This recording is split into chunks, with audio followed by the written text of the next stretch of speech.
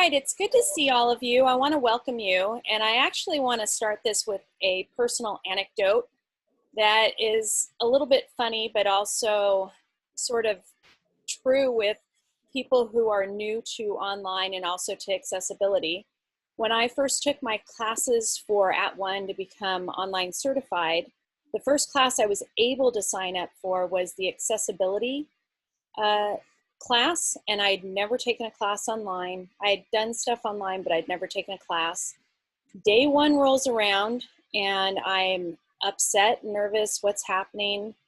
I didn't get anything from the teacher. I didn't know what was going on, and I sent an email saying, what's going on, what's going on? And basically, they had sent something to my wrong email, but I was so new that I just didn't understand how to take classes online at all. And so I thought it was sort of funny that the accessibility class was inaccessible to me. And I think that a lot of times with accessibility, that we as teachers sometimes feel a bit nervous about trying to make sure that our classes are accessible to our students.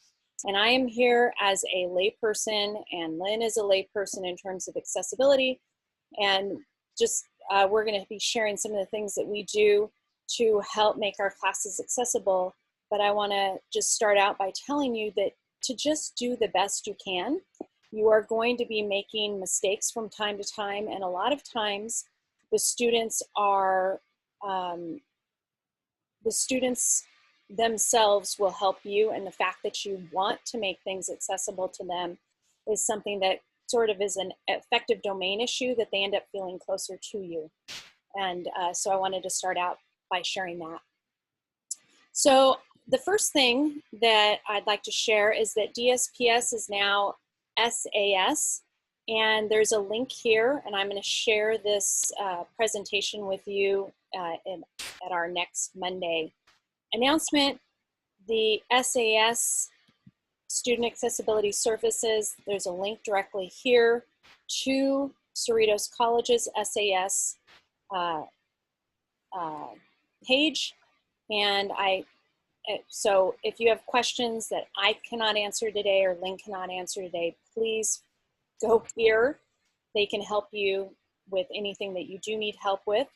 I'd like to share, though, the reason for the name change, and I was wondering when it was going to happen, because the issue is making sure that you put the student first and not what it is that you're calling them. So it says, our name will better represent our purpose and our mission on campus, and will promote the use of student first language, focusing on the student rather than the disability.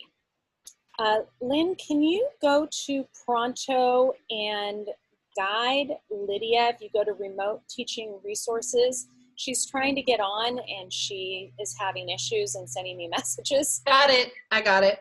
Thank you. I appreciate that. All right. Nope.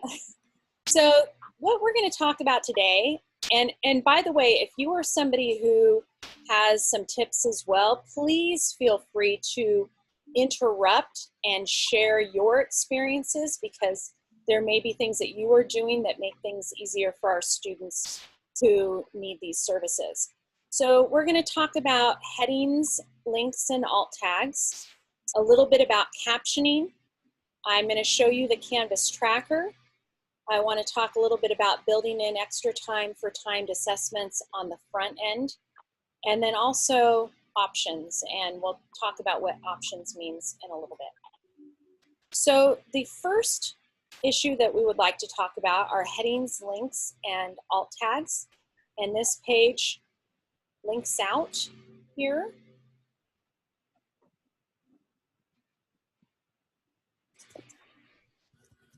And excuse Zoom, it's slow.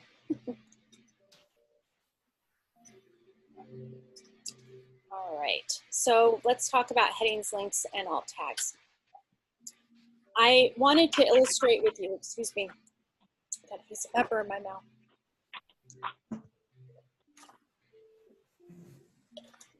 Pardon me, I had something spicy for lunch and it reminded me. Sorry about that.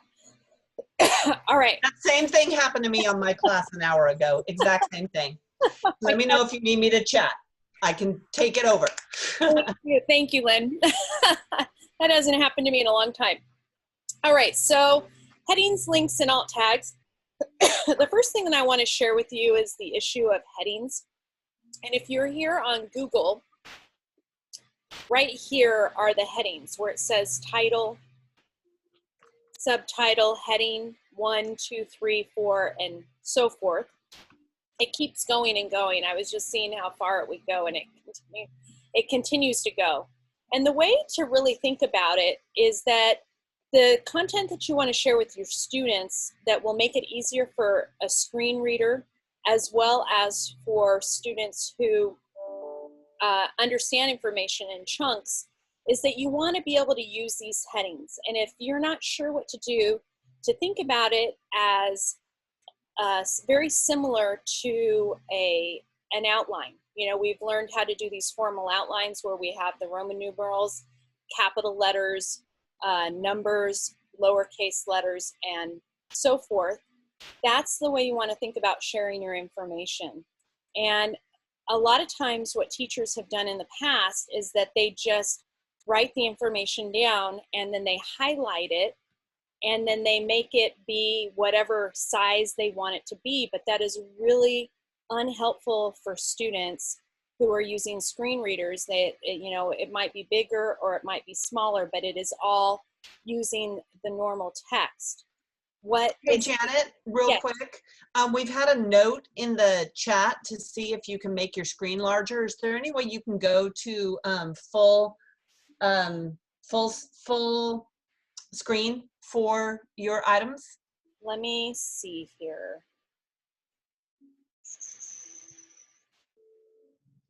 On a Google Doc, I think it's on view. Right. I'm just gonna, yes. Let's see. Oh. Excuse me. Okay, I'm gonna close that. Does that help? Jennifer, does that help? And then also in the presentation. The presentation, I think, is probably the bigger. Well, what I'm seeing right now is the participants on the right and that her screen is on the left. And when I click view options, oh, maybe it's on my end. Never mind. Yeah, I fixed it. You're on split screen. It was my end. Thank you. I apologize. No problem. No. Sorry. We're fine with that. Okay, so thank you, everybody. Yes. So I just wanted to share that basically the habits of trying to visually make things bigger or smaller, they're not helpful to those students who have to use screen readers. Utilizing, oh dear, what did I do? I lost my tools here. I'm gonna escape. I want you to be able to see my tools. Excuse me. I wanted to be able to show you my tools and I turned them on. Trying to click escape. Try the that little box, that gray box over there in the. Thank you.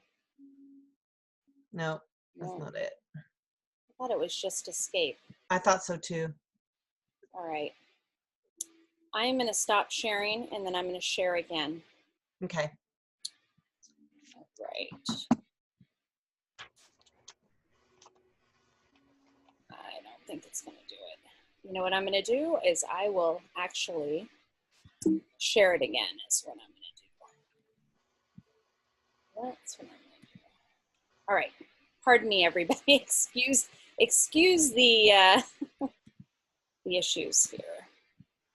And thank you for your patience.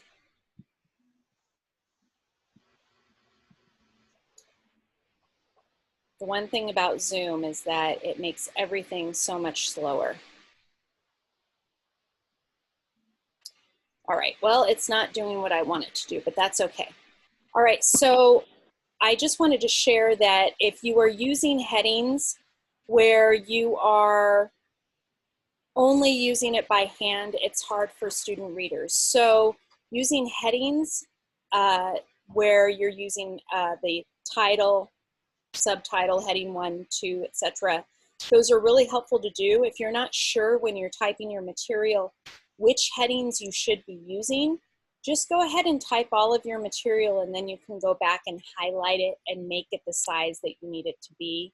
And what I mean by size is make it the heading that you need it to be, whether it's a title or subtitle or whatnot. And also I want to share with you that sometimes when I'm using a title, the title is bigger than I want it to be. So I will highlight it and make it a smaller size, but the screen reader still recognizes it as being a title. And that's what's important. So a lot of times my printing, my size of text for myself as a teacher that I'm sharing with my students in the classroom face-to-face, I like to use size 14 so that students in the back can see it. So that's just regular text, but it might mean that my headings are a little bit bigger. So those are things that you can fix, but you fix it by keeping it the type of heading or the type of title. So also with alt tags, I wanted to show you this, that if you're going to use a visual, it is really important to use an alt tag. And I have just a few suggestions here about how to create an alt tag, but you can also go to image alt text, which is linked here for you. So I am going to open up my visual here, and if by opening it up, I have a place here that says alt text, and move us over here. And what I have for my alt text is that I have Google Chrome icon. I don't have image of Google Chrome icon. You don't want to be overly descriptive with the word image or photo, unless it is an actual photo. Maybe it's a photo of someone speaking on a phone from the 1950s. Maybe you might say that. But I don't need to say that it's a Google Chrome icon image because that's extra. But every single time that I add an actual image, whether it is in Canvas, which I'll show you in a little bit, or it's here, I use alt text so that students who have a screen reader can read over it. If it is a visual that has a .png or a .jpeg, you get rid of the .png and the .jpeg so that it's actually just physical language. And so I make that a habit that every time I add a visual, I use alt text. Every time I'm typing, I'm using actual, the proper text types, okay? And you're not going to be perfect about this. It's not, you know, super, you know, if you write an alt tag that maybe causes an issue with a screen reader and students want to tell you about it, then you can fix it. But I've never had any issues with that. But students are more than willing to help you. And then writing effective links, okay? So I think we're all switching to this sort of thing. I was realizing that yesterday, where sometimes we see the URL, right, and that's highlighted, and teachers use that, and there may be a purpose to use that, such as student, you might want to make sure that if students can't use the link, they can maybe copy it and put it into their new tab. But it's really a good idea if you can get into the habit of making the link the same as the page, being as explicit as you can. Too long is better than too short. Make the link meaningful. Don't use click here or read more. You could just make the text the actual link, okay? And then add a short description when needed to clarify the link. So it's a good idea to make sure that you are writing links that are helpful for screen readers. All right. Do we have any questions about this particular? How do you change the name of a link without changing where it goes? I don't know how to do this. Okay, I am going to open up a whole new Google Doc so that I can show you, because that particular one got rid of my tools here. So let's open it up and let's practice. I looked it up to see how to escape from it, and it says it's the escape button, so I don't know what happened. And you can also try F11. Okay. And I don't know if you have a Mac or a PC, but I'll keep troubleshooting it. You have a Mac? Okay, it's a different one for that. So keep going and I will text it to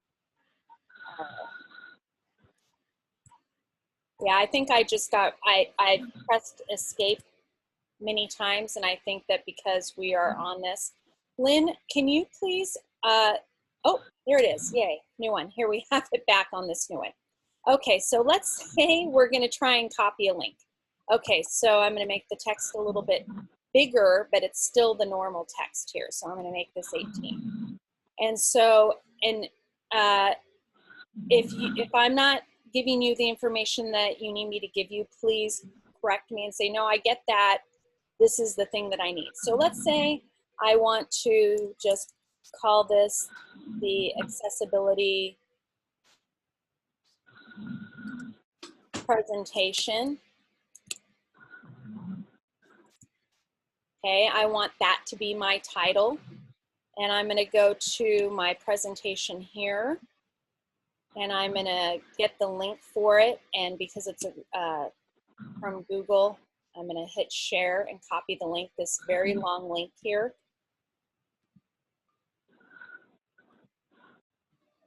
Okay.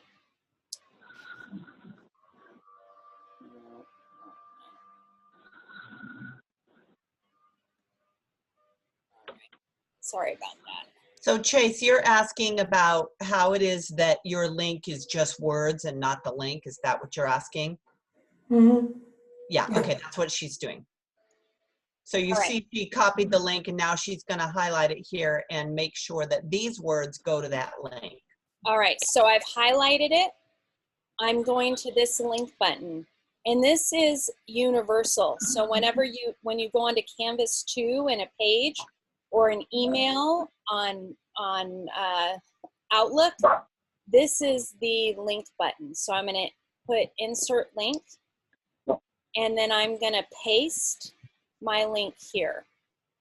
So my presentation isn't called accessibility presentation. I just put that there. So you can call it whatever you would like. And so I actually shared something yesterday that said my reflection, and I made it really simple because I was sharing it with another faculty member. So you can double check and see that your links work. And I can see just by highlighting it that it's going to take it to the correct place. Okay, so you're highlighting, you're writing it down, you're highlighting it, you're going here to this link here. This is a link icon, and you are pasting it into that. Okay, and this is being videotaped, and if for some reason I didn't videotape this, I will do this again and put it out on, as a little short little video if for some reason I made a mistake. All right, any other questions about? So if I were to communicate with students by posting, let's imagine their course syllabus, then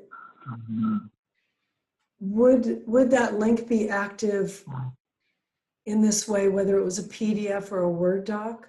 Yes. Like if I put my course syllabus up there, or does it have to be, I pasted everything into the page for course syllabus?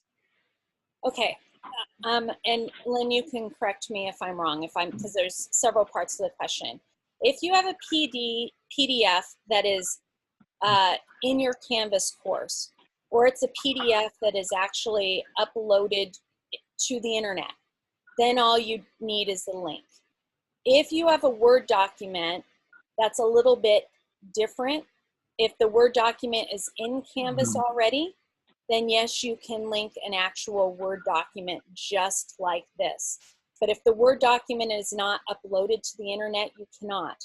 So my recommendation, and this is my recommendation to everybody, is to transition from using Word to Google Docs, because Word it's very similar to Google Docs. And what's wonderful about Google Docs is that you can change it right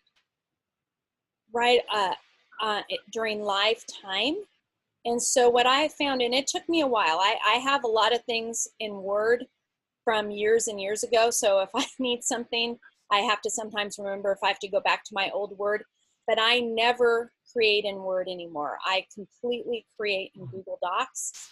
And what's great is that it's really easy to learn it. It's very similar to Word. And so that's my suggestion. Is that? But it does work in any kind of document that you're going to use. And if you're working in Canvas, you can upload files in Canvas, and then you can put links to those files in this exact same way. But that's a different, that we can show you that in a minute. I just want to make sure that we get through all the accessibility stuff. So Chase, we can go over that at the end, or I can do a session with you where we can go over all of that. Is that good? All right. All right. So I'm going to.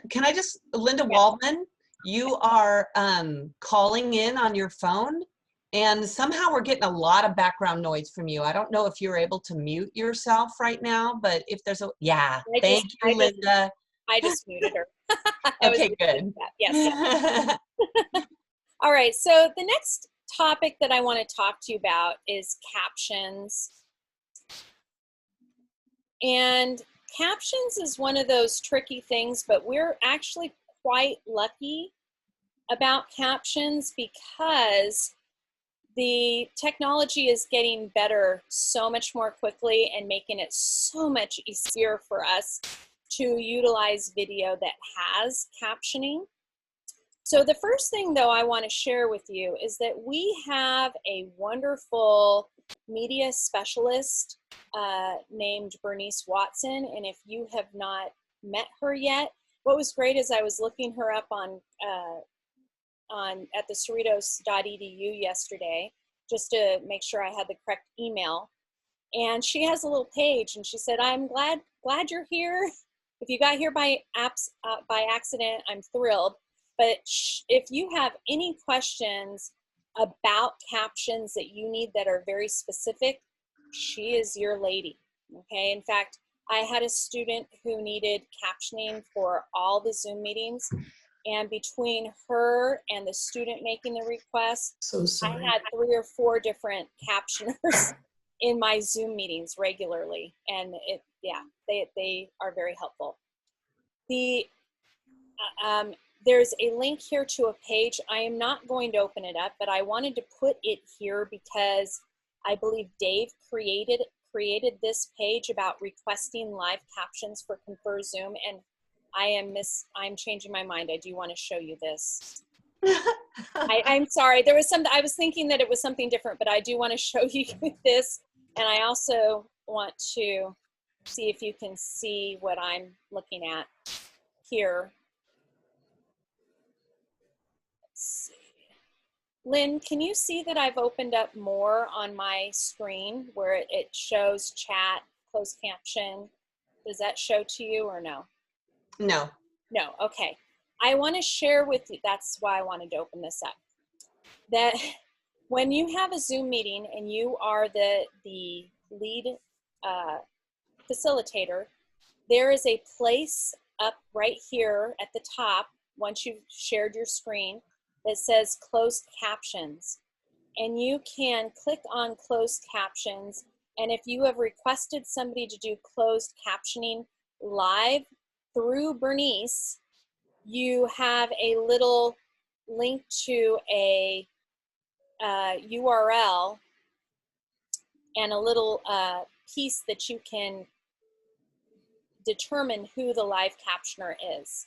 And so you open up it has you open up the closed captions, open and manage participants.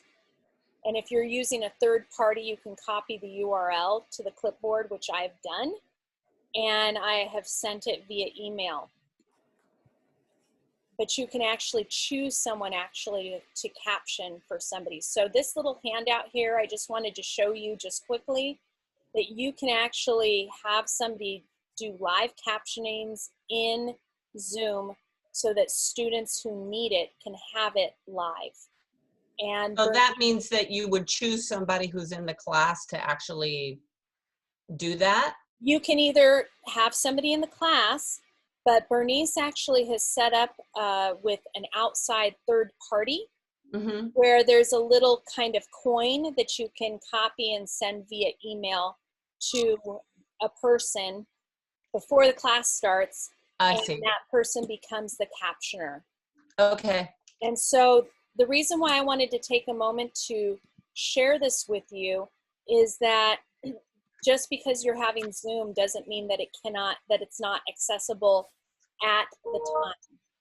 Now, let's say you have a Zoom meeting and you don't need the captions, it's still a good idea to use the captioned version through Confer Zoom. Or one of the things that I do with my own Zoom sessions is that I download my video, I trim it to what I want people to see, I upload it to YouTube, and I use their auto captions. And if there's a problem with the auto captions, you can go in and fix them, but they are constantly improving their auto captions. I'm actually very impressed with the rate with which they have improved. So there's actually quite a bit of media that is gunning for your attention and for your school's money, which includes closed captioning within it. VoiceThread is another. I had the VoiceThread workshop. With VoiceThread captioning, you can request a caption on your comments and even the comments from your students. Those take 4 days, but if you create your VoiceThread ahead of time, you can do that. If you create a VoiceThread and you want to use it that day, you can actually do a little text comment after the fact and let students know that that's what it is. Clips does captioning right on the spot as you speak. And one of the things that I want to share with you is that I'm mentioning some media here. Some of these tools might be something that you're interested in learning about. I highly recommend that you go to YouTube and look it up. And they also, VoiceThread, Clips, Flipgrid, they also have their own video which showcases what their tools do and how to use the captioning features. Do I have any questions about captioning? Yes, actually, there's a couple of things that have come up. So with regard to Zoom meetings and captioning Zoom meetings, Yes. if you do record your Zoom meeting, it will create a transcript that you can go in and edit. Once you edit the transcript, the captions will be on your Zoom meeting, but that's not live captions. So that is available. For after the fact captions, Nick is saying that the Canvas Studio is actually better in intuitive captioning than YouTube. Great. And it is awesome if you haven't done it yet. And you can do it in the same way. You can upload media and then it'll caption it for you, or you can produce your media right there in Canvas and it'll also caption it for you. So that may be a lesson, a pro tip that we use. In fact, there is one. Angela already did it. Yep, and I already There's one in pro tips. I can send it out again too. Yeah, I sent it out a couple of weeks ago. You can go back and look at the announcements, but I can send that back out again too. And thank you, Nick, for that. And Nick is saying it's way better with punctuation, which is the key to good captioning for sure. And YouTube doesn't do that as well. Right, right. Although I've gone back and fixed, but yes, I think that's fantastic. Thank you for bringing that up, Nick. I added that here. All right, fantastic. And we are a village, and that's one of the things that I tell my students as well, is that we are a village and we help one another. And if you have that as kind of your learning community, that we are a learning community and you're there to learn as well, students will share all sorts of tips and tricks, which I have adapted and used in my teaching consistently. All right, so I wanted to then take a moment to talk about Canvas Tracker. And in case you did not know, I have a little page opened up in Remote Teaching Resources. Let me see. had to send a new link out. So I have just a random page created here, which I think is accessible, but I do want to show you how we have a title here. We are using numbers. One of the things I wanted to mention, and I didn't because I think I was thrown because the tools were gone, using the numbering that Canvas gives you and Google, and I'll show you that in a minute, and bullet points is actually helpful as well, in addition to tables. So I'm going to go to Edit.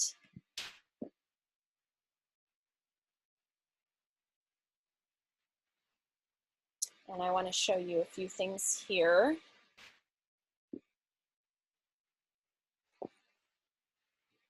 I feel like we should have music in the background while we're waiting for the page to open. Always an issue. Okay, so the thing that I wanted to specifically show you is that I call this the little tracker man. I don't know what the icon's supposed to be called, but it's the accessibility icon, I would assume.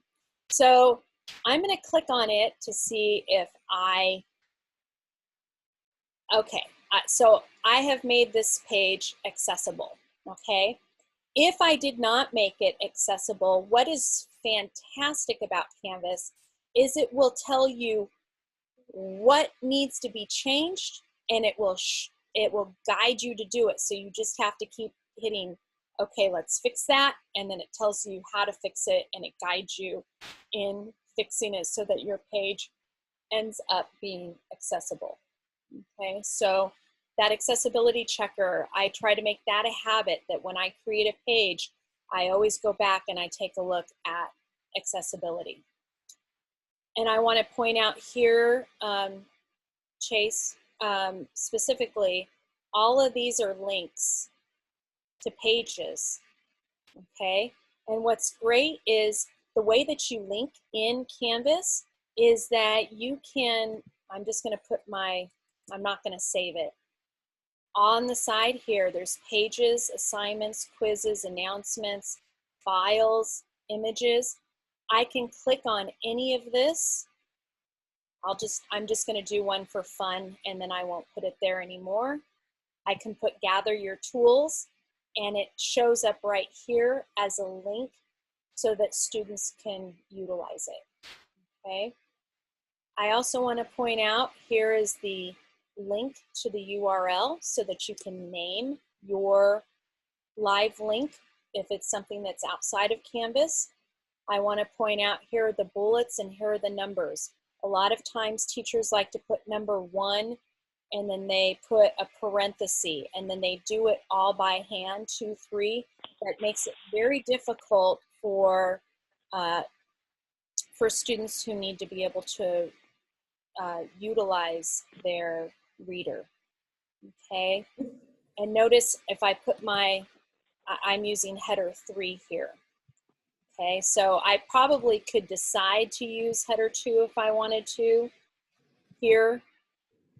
It makes it a little bit bigger, but even if I wanted to make it smaller, I could still keep it a header and make it as small as I want, and the screen reader would make it whatever, the screen reader would still read it as header 2, okay? And also using, I think also really thinking about how you decide to use bolding and or underlining as ways to showcase how you're chunking information. All right. Lynn, did you want to add anything? Nick is saying, check Microsoft Word and PowerPoint. They also have accessibility checkers. Okay. If you're creating in either of those platforms, check for those. Nick, what do they look like? Do you have where we look for those in those? They can be a bit hard to find. Do you have Word on your computer? Can you bring up Word? Yes. Yeah, can you pull it up? Or I can share my screen. Yes, I'm going to stop sharing my screen for a minute and I'll let you do it because you'll be faster and my Zoom allows you to do that. Okay, go ahead, Nick. All right, let me pull up a document real quick.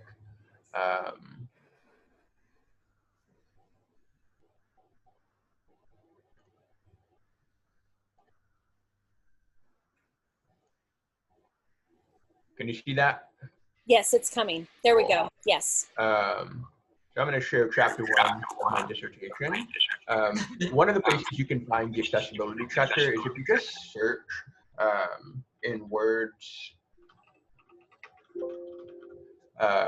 kind of search function, or like future search function, it'll suggest accessibility checker if you search for accessibility. So this is kind of the easiest way to get to it. And then as soon as you click on that, it's going to tell you if there's any errors in the document, and you will be able to see if there's any pictures. So here's a picture of a chart that I have not provided any alt text for. So it'll tell me how to fix it. So steps to fix are listed right there. Same thing with this other graphic I created. There's no alt text. I need to fix that. So that's the easiest place to find it, is if you just do that search. I'm fairly certain it's in the review tab. So if you don't want to search for it, if you look at this review tab, the check accessibility button right there will also let you do the same thing. That said, different versions of Word may have that feature located in different places, but they should all have it available somewhere in Word, and PowerPoint is pretty similar. Awesome. Perfect. All right, and then Lynn, I think there was a comment, it popped up about what year of Word it has to be. Yeah, it has to be Office 2016 or Office 365, or does anybody know? I mean, I'm pretty sure that that's the kind of thing that would be built into Word for a long time. So I'd imagine it's in pretty much any of the most recent versions. I just checked under review and I didn't see it there. I looked on Tracker. It allows you to do tracking changes and things like that, but I didn't see the accessibility tracker. So the search feature is the easiest. I agree, Nick. And what's great, like I said, what is fantastic about all of this is that the technology is catching up, because in order for the schools to purchase usage of this technology, it has to be accessible. So we're very, very lucky that we're starting to get caught up. Thank you, Nick. I appreciate that. Janet, Yes. you said something a while ago that we should consider our use of underlines and bolding. Yes. I don't know what you mean by that. What I mean by that is, as you underline and bold things, you need to think about what you're using them for. Are you going to use normal text to help differentiate? Maybe you have really a huge outline of things that you're showcasing, but let me go back to this one page here. I'm using bold here and chunks. So this is a heading, but these aren't headers. And I could have chosen to do those as headers, and I could actually go back and do that.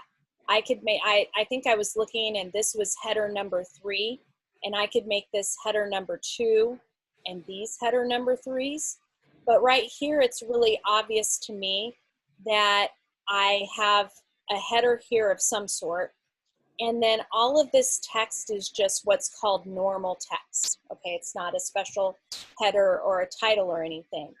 But one way that I'm differentiating between paragraphs is by using bold here. So when you're using bold or you're using underline, you really need to think about how you're using them to indicate to students how you're chunking the information and the materials. And there's not just one right way to do it. It just means you need to be thinking about what's on the page. Is there too much on the page? You know, and Lynn talked about this last week about this was created for you, for teachers. But you need to be thinking about how much is cognitive overload for students, how much is cognitive overload for the screen readers. And so I probably, in looking at this, and Lynn, you can correct me if I'm wrong, and Nick as well, I probably would go back and fix this, make this a header number 2 and make these header number 3s, just so that it's easier for screen readers to Yeah, and Nick made a point about the underlines. Underlining can be confusing to the screen reader. It may think it's a link. Right, such as So- right here. Yeah, absolutely. So bolding is better than underlining. Bolding for emphasis is a way to draw your students' attention to important information in chunked text. But headers are the gold standard. You want to use headers as much as you can. One of the other things about accessibility on pages is that typically you want no header to be bigger than the previous header. Right. So in other words, early in the page, that's why Janet is saying she has to change the size of her post required materials as needed header, because that one is, she's saying header 2 or header 3. If she wants to make those headers, she needs to change this one so that these ones are smaller, or she can make them the same size. But that's a rule of thumb for headers. You could use header 2 again later Yes. in the document. Yes, so like, let's say this page kept going on and there was another topic here that was separate from this topic. I'd make that header the same as this one. Like I said, formal outlining is the way to think about it. You cannot have you have the Roman numeral number 1, and then you have the Roman numeral number 2. Then you have, in between those, you have your capital letter A, and then maybe 1, 2, 3, capital letter B, and then you're going back to the Roman numeral. So visualizing it by using the outline in your head, because most of us have had to do the formal outline at some point in our career.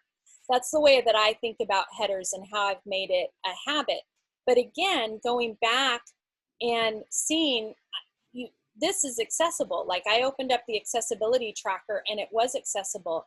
But I will tell you, if I made this header number 2, but this one was header number 3, the tracker would probably say, wait a minute, you didn't do this quite correctly. And it would encourage me to fix it. And so sometimes you can't tell by seeing, because like I said, you can change the sizes of the headers. That's what I try to encourage. Teachers are like, oh my gosh, these headers are just like gigantic. Well, you can change the size of the header, but still make it be considered a header 2 or a 3 or a 4, etc. All right.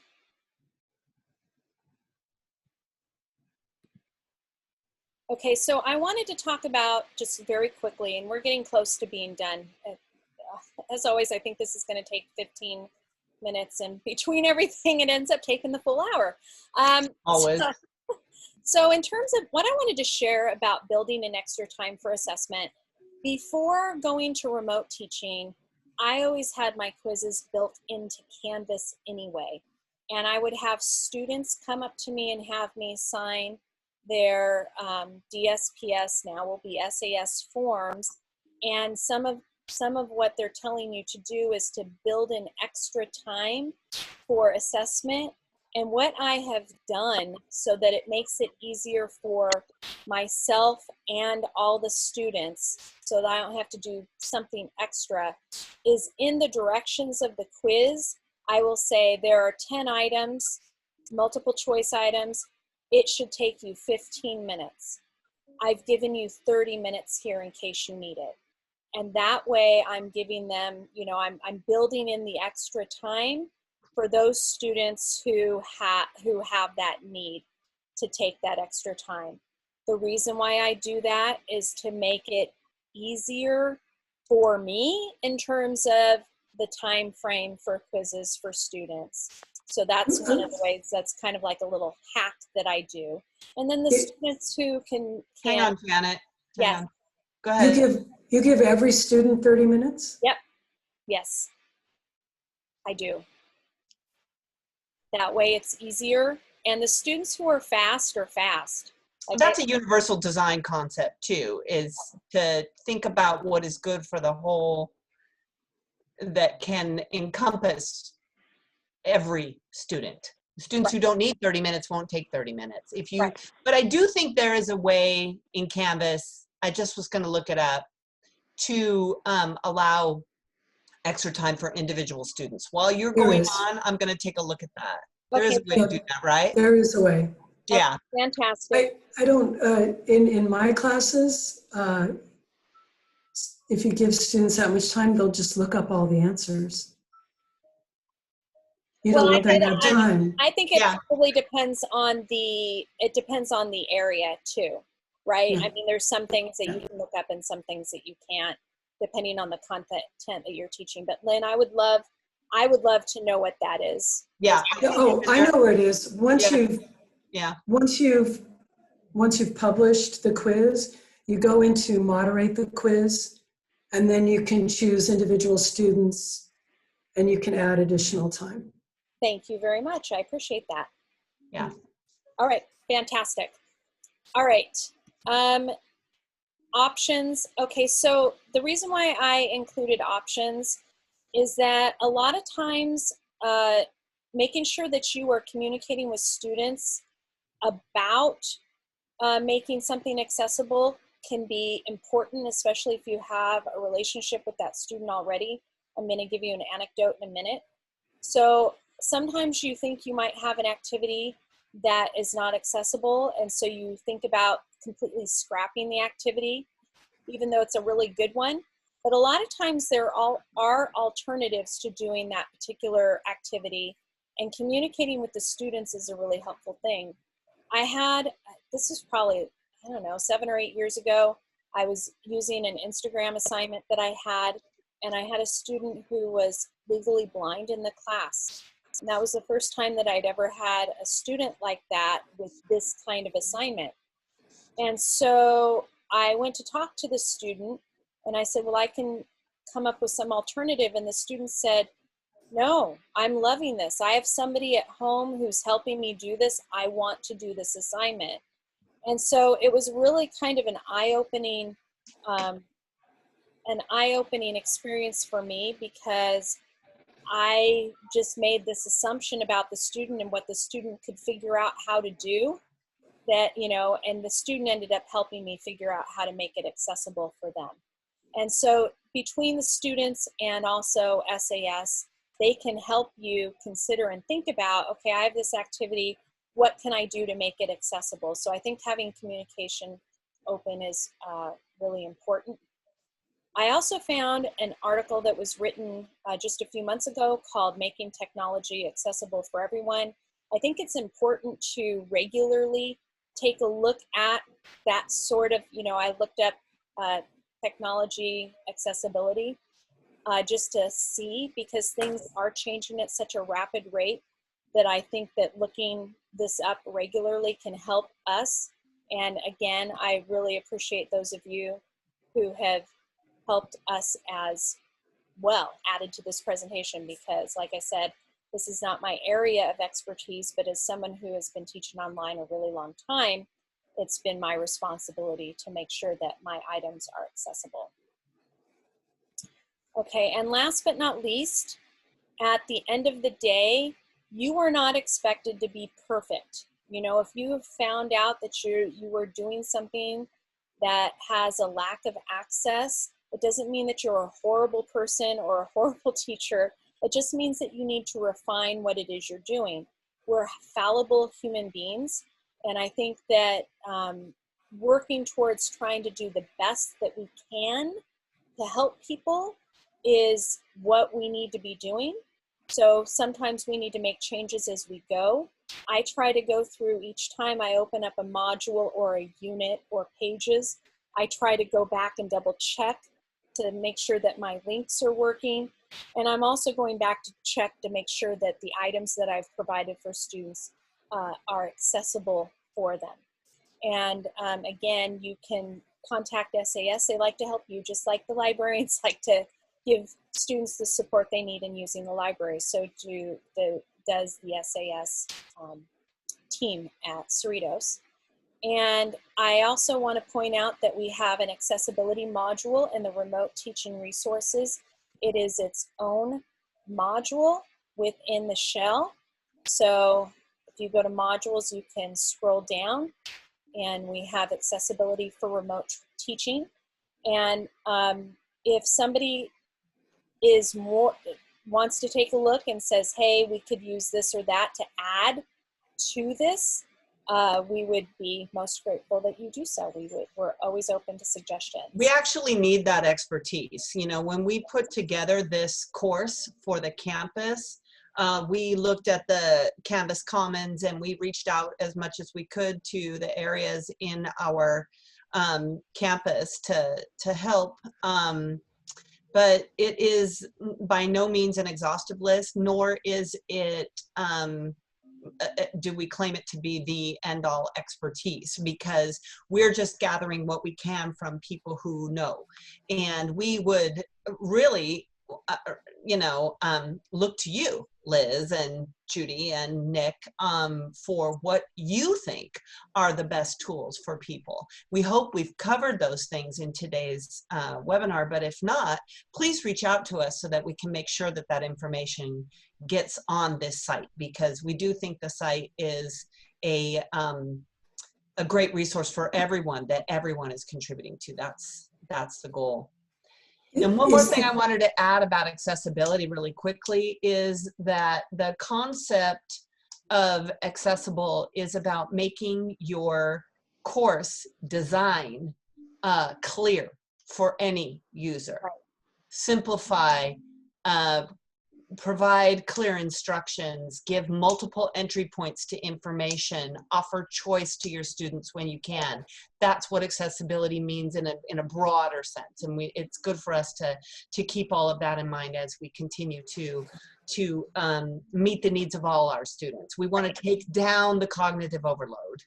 Take down those barriers that stop us. Like I said, I think about my first class in accessibility. There was a huge barrier. I couldn't even get into the class, correct? So, and I was a teacher, but I felt a sense of panic. So I think that, again, we are definitely lay people. And so we do appreciate your added comments, and please send those to us so that we can continue. Thank you, experts. Yeah, yes. So that we can add to our site, which is always dynamic. So I hope this was useful. I hope this was helpful. And would anyone like to add any comments, questions, comments for today? I was wondering,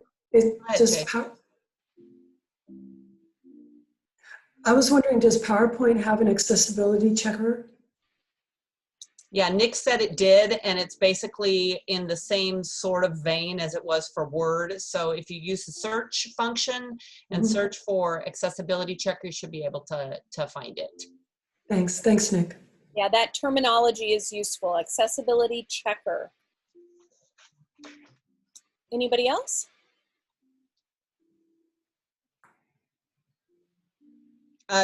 Liz said something about PDFs. So I think that's something that we should check into and add